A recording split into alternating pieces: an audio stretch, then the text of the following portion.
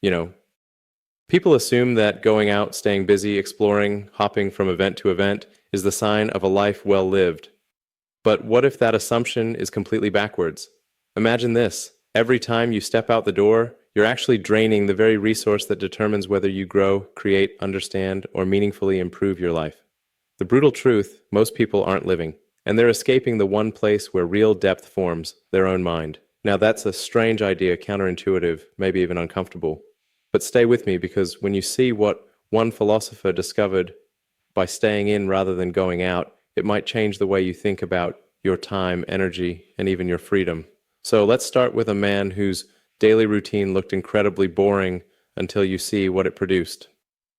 Around the early 1800s, there was this philosopher who established what most people would call an extreme daily routine. He'd wake at dawn, write until midday, eat lunch by himself, then walk for exactly a couple of hours, same route, same pace every single day. After the walk, he'd return home, read until evening, and sleep early. He did this for decades. No dinner parties, no concerts or theater, no social obligations pulling him out of his space. Nothing that required leaving his sanctuary except that sacred daily walk. His colleagues thought he was eccentric, antisocial, missing out on life. But here's what they didn't understand. He wasn't avoiding life. He was protecting it, protecting the one thing that makes life worth living. The interior life, that rich world of thought, reflection, and contemplation that can only develop in solitude. And here's the kicker. Going out constantly, leaving your sanctuary to chase external stimulation, systematically destroys this interior world.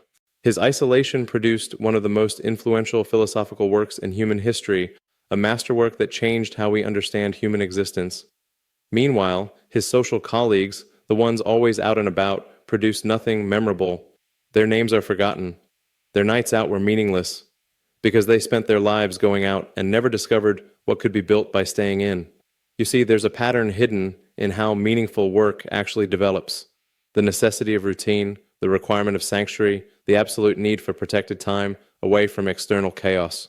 But what if everything you've been told about going out is backwards? What if the very thing society celebrates, exploring the city, trying new restaurants, attending events, is actually preventing you from developing the interior depth that produces anything lasting? Here's the question that should haunt you. What if every night you spend going out isn't enriching your life, but fragmenting the focus required to build something meaningful? This philosopher understood something with brutal clarity. He said, a person can only be themselves when they're alone. And if they don't love solitude, they won't love freedom, because it's only when alone that anyone is truly free. Most people feel guilty staying home. They believe they should be out there experiencing things, meeting people, living life to the fullest. They measure their life by external experiences accumulated rather than internal depth developed. They're deceiving themselves. But there's another kind of person, the kind who recognizes that the richest experiences happen internally, that the most meaningful life is built through routine, not novelty. So what separates these two types of people? What did this philosopher know about human fulfillment that the constantly going out masses don't? Stay with me, because what I'm about to reveal will shatter everything you thought you knew about experiences, routine, and what going out is really costing you. Think about the enemies of human happiness for a moment. Pain, obviously, but also boredom. Modern culture has convinced you that boredom is the ultimate enemy, that routine is death, that you must constantly seek novel experiences or you're wasting your life. This is a lie, and it serves everyone except you. Think about modern life's tyranny of novelty.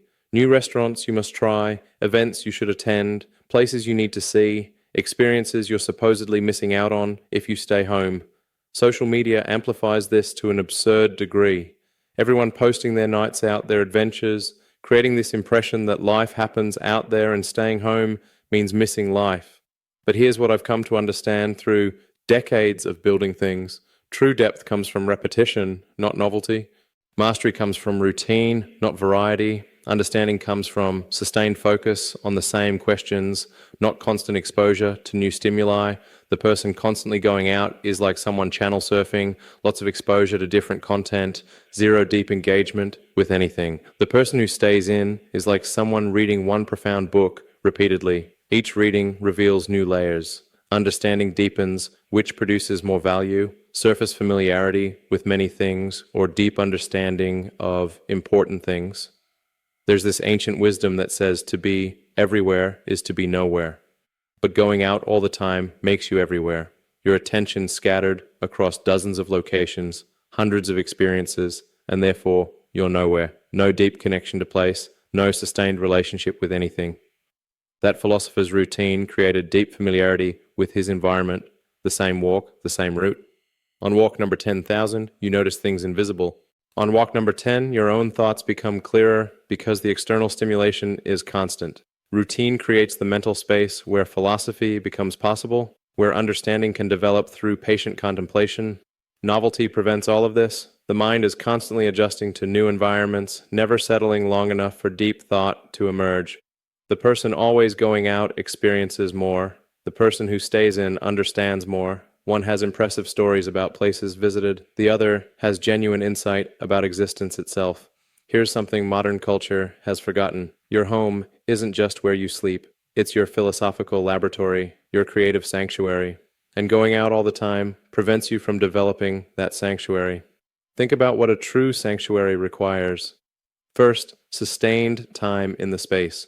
You cannot develop a deep relationship with a place you barely inhabit. Second, personal optimization of the environment, books arranged for your workflow, lighting calibrated for reading, routines that leverage the space, morning writing at the same desk, evening reading in the same chair. Third, protection from external invasion, social obligations that pull you out, events that fragment your time. All of this is destroyed by constantly going out. That philosopher created his sanctuary with precision, his apartment arranged for optimal work, his daily routine, leveraging the space completely. This wasn't antisocial behavior. This was professional necessity. You cannot write philosophy while constantly going to dinners and events. You cannot develop systematic thought while fragmenting attention across social obligations. Here's what modern culture gets backwards. They believe staying home is boring, limiting, antisocial, that real life happens out there. But meaningful work requires staying in. Creative output requires sanctuary. Intellectual development requires protected time in optimized space. The constantly going out person produces nothing. The sanctuary-dwelling person produces everything. Think about everyone you admire for their work. Writers who produced great books, scientists who made breakthrough discoveries. None of them were constantly going out. All of them protected sanctuary time. There's this quote I've always loved. All of humanity's problems stem from our inability to sit quietly in a room alone. But sitting quietly in a room alone is exactly what going out prevents: the cultivation of interior life, the development of depth. Modern culture pathizes this, calls it antisocial, boring, hermit-like. But every meaningful work in human history came from people who mastered it, who protected sanctuary. The masses go out constantly and produce nothing. The sanctuary dwellers stay in consistently and produce everything worth remembering. Now, the waste isn't just time. It's energy, mental bandwidth, creative capacity, and going out depletes all of these at rates people never calculate. Think about the actual energy cost of going out. There's preparation, deciding where to go, getting ready, the mental load of coordination. There's navigation, getting there, finding parking, managing logistics. There's social performance, managing impressions, engaging in small talk, performing your social self. There's environmental adaptation, adjusting to noise, crowds, stimulation, your nervous system constantly recalibrating. Then there's recovery, processing the experience afterward, decompressing from overstimulation. The total energy cost is staggering, far exceeding the time technically spent out. Meanwhile, what did this energy expenditure produce? A meal you'll forget, a conversation you won't remember. Compare this to energy spent in sanctuary. Reading builds knowledge that compounds. Each book leverages previous reading. Writing develops ideas that produce lasting value. Contemplation generates insights that improve decision M. All of this can be done without going out, and all of it produces returns that compound over decades. That philosopher understood energy economics intuitively. Mornings peak mental energy directed toward writing. Afternoons, physical energy spent on walking, optimized for thinking rather than stimulation. Evenings, remaining mental energy allocated to reading. This routine produced maximum philosophical output with minimum energy waste. The person who goes out constantly operates at energy deficit, always recovering, never fully resourced for deep work. The person who stays in operates at energy surplus, capable of sustained deep work, consciousness concentrated and available for meaningful effort. One experiences many things superficially while exhausted. The other experiences few things deeply while energized. There's a lie that pervades modern culture that a rich life comes from accumulating experiences, travel, restaurants, events, adventures. The more you experience out there, the richer your life becomes. I would have recognized this as profound confusion about what constitutes richness. Here's what I mean. Your experience of reality happens internally. The restaurant, the event, the adventure. These are just external stimuli. The actual experience, the meaning, the understanding, all of that happens inside consciousness, and going out constantly prevents the internal processing that transforms stimuli into genuine experience. Think about what actually happens. You go to an amazing restaurant, the experience lasts a couple of hours, you remember it for maybe a week, then it's gone. You attend an event. It's exciting in the moment, but what lasting impact does it have? Most experiences people accumulate are just sophisticated entertainment, consumption disguised as enrichment, stimulation mistaken for growth. Real richness comes from internal development, not external accumulation. The person who stays in with great books experiences more than the person who goes out constantly, because reading something profound changes how you understand human nature, and that understanding enriches every subsequent experience for your entire life. Going to another restaurant doesn't change anything. It's just temporary stimulation that fades. There's ancient wisdom about this. It is not the person who has too little, but the person who craves more that is poor. But going out creates craving for more experiences, more novelty, more stimulation. You're training yourself to need external enrichment rather than developing internal richness. The sanctuary dweller develops internal richness that needs nothing external. Can sit alone with thoughts and find it infinitely engaging? Think about that for a moment. When's the last time you sat in silence and felt completely satisfied?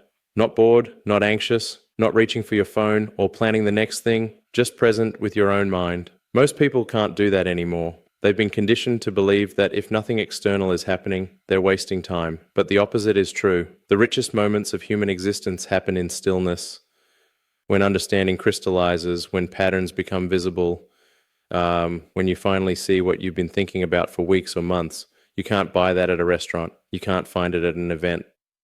There was this writer who went into the woods for a couple of years, and he said he did it because he wanted to live deliberately to confront only the essential facts of life.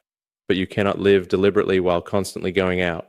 You cannot confront essential facts while distracted by inessential stimulation.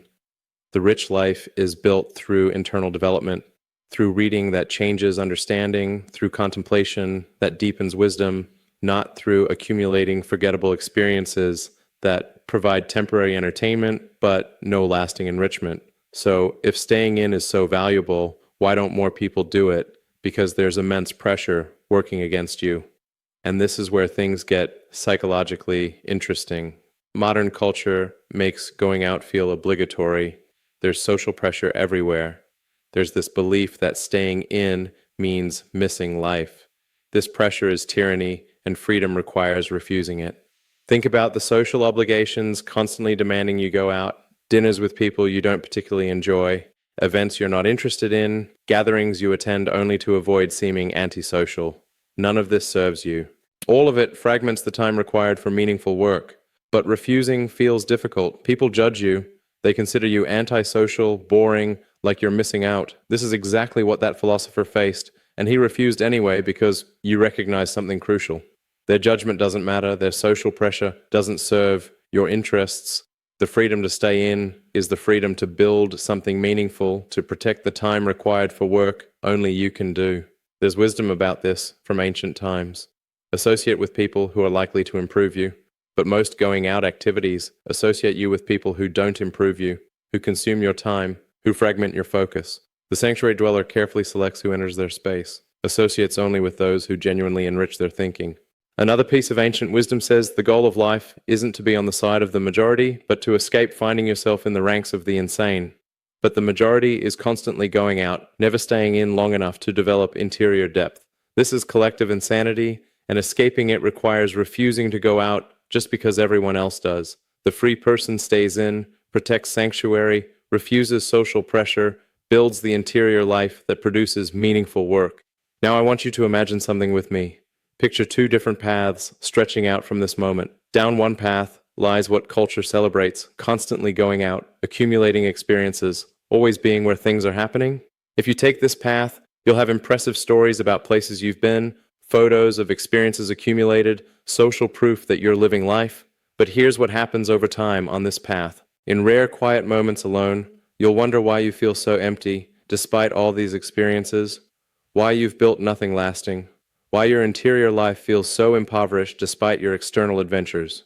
You'll look back at decades of activity and realize most of it evaporated. The restaurants you can't remember, the events that meant nothing, the people whose names you've forgotten, all that time, all that energy, and what remains, not much. Down the other path lies something rarer, the deliberate cultivation of sanctuary.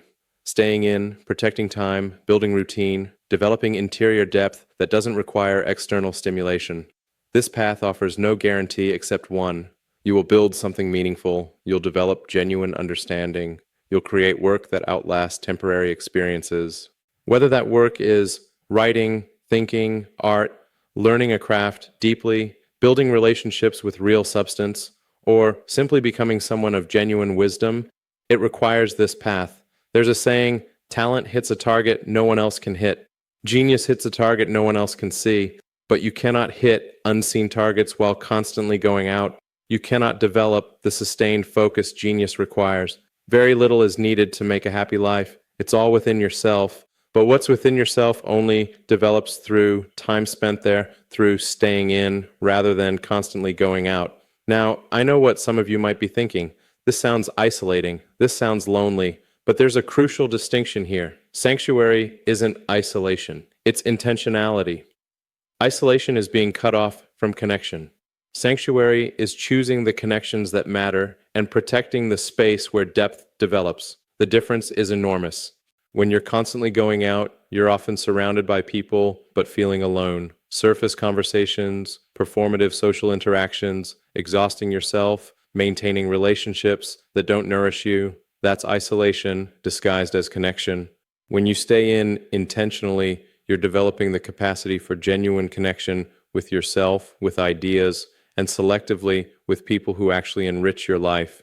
You're present, you're resourced, you're not performing. That's connection disguised as solitude. So let me get practical with you for a moment, because philosophy without application is just entertainment. How do you actually build a sanctuary-based life? Especially if you're in your 60s, 70s, 80s, how do you make this shift gently, sustainably, in a way that honors where you are in life? First, start with mornings. The morning hours are sacred. This is when your mind is clearest, when your energy is highest. Protect at least the first hour or two after waking. Don't immediately go out. Don't fill this time with errands or obligations. Use it for something that builds reading, writing, thinking, learning. Maybe you read for an hour with your coffee. Maybe you write in a journal, not for anyone else, just processing your thoughts. Maybe you learn something you've always been curious about. The specific activity matters less than the consistency and the depth. Second, create a physical space that supports sanctuary. This doesn't mean renovating your home. It means being intentional about your environment. Arrange your books where you can see them. Set up your reading chair with good lighting. Maybe you have a desk where you write or think. Make the space yours. Your home should feel like a tool that supports the life you're building, not just a place where you sleep between outings. Third, build a walking routine like that philosopher did. Walking is remarkable because it's active but not stimulating. Your body is moving, but your mind is free. Walk the same route. I know this sounds boring, but that's the point. When the external environment is familiar, your internal environment can unfold. You start noticing things, your thoughts clarify. Problems solve themselves. You don't need to walk for hours, even 20 or 30 minutes daily. Same time, same route creates this effect. Fourth, protect your evenings. Evening is when most social pressure hits. Dinner invitations, events, the expectation that you should be out. But evening is also when you can consolidate what you learned during the day. Read something substantial. Reflect on what you're understanding.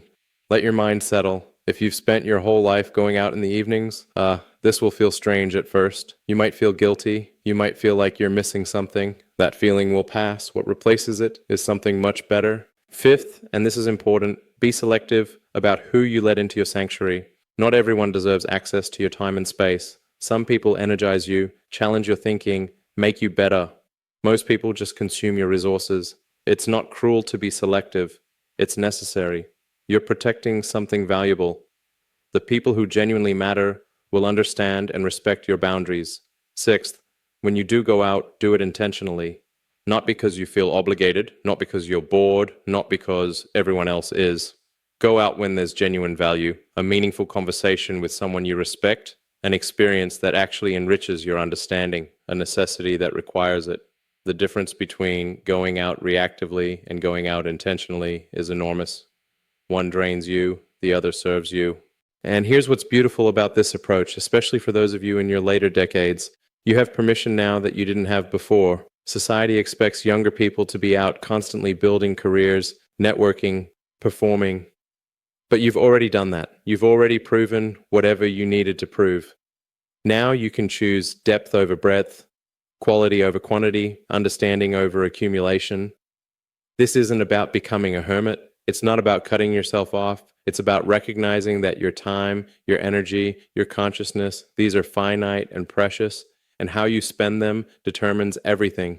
Every hour you spend going out when you don't want to is an hour stolen from something more meaningful.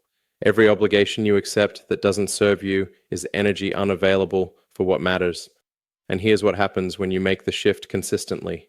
You start producing things. Not necessarily products or achievements in the conventional sense, though sometimes that too, but you produce understanding, wisdom, clarity, peace.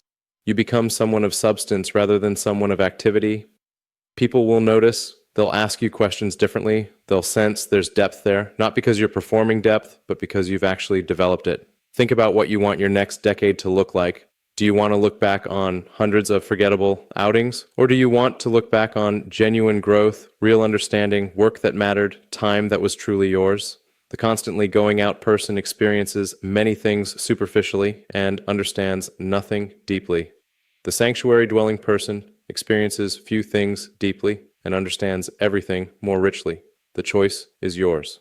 And yes, the pressure to go out is constant. The judgment for staying in is real.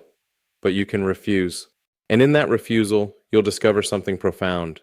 You never needed constant external experiences to build a rich life. You just needed protected time and optimized space to develop interior depth that makes every experience richer. That philosopher stayed in and produced philosophy that endures centuries later. His constantly going out. Contemporaries produced nothing memorable.